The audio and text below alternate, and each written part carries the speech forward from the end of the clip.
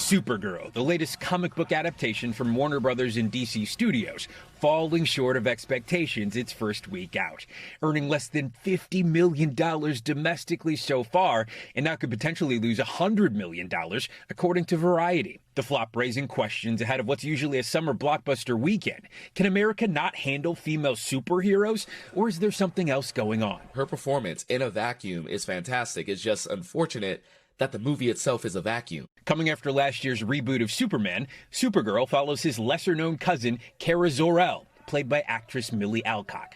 My cousin and I have very different ideas about what it means to be a hero. The production, and Alcock facing flack before its release, with some fans making fun of Alcock's appearance online.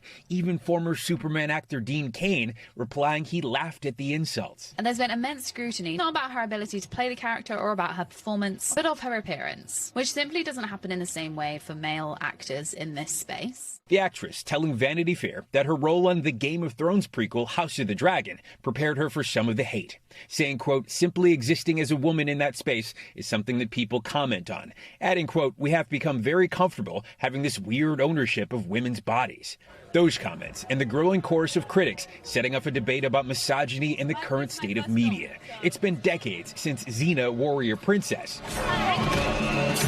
But female heroes haven't quite slayed at the box office. All of the standalone girl movies are not good and not well handled, and that's a real bummer. With superhero movies dominating over the past 2 decades, there are really only 2 with heroine leads, Wonder Woman in 2017 and Captain Marvel in 2019, that were commercial hits. But once Supergirl hit theaters, other narratives emerged. It earned a rotten rating, slammed for its writing, with one popular reviewer calling Supergirl a, quote, heroine rendered powerless by kryptonite.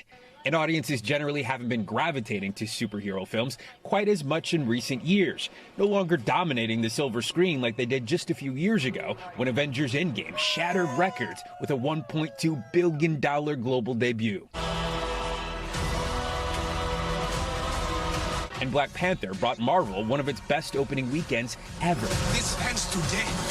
Now the conversation is more about superhero fatigue than soaring successes. Last year, only 2 superhero movies broke into the top 10 at the domestic box office. A big flip from just 5 years back when action flicks grabbed the top 4 spots, including Black Widow, which squeaked into the pandemic-depressed leaderboard. If the superhero genre is going to continue, it has to be better than this. With some highly anticipated superhero releases on the horizon, time will tell if a woman hero will swoop in and save the day. Steve Patterson, NBC News, Hollywood. We thank you for watching, and remember, stay updated on breaking news and top stories on the NBC News app or watch live on our YouTube channel.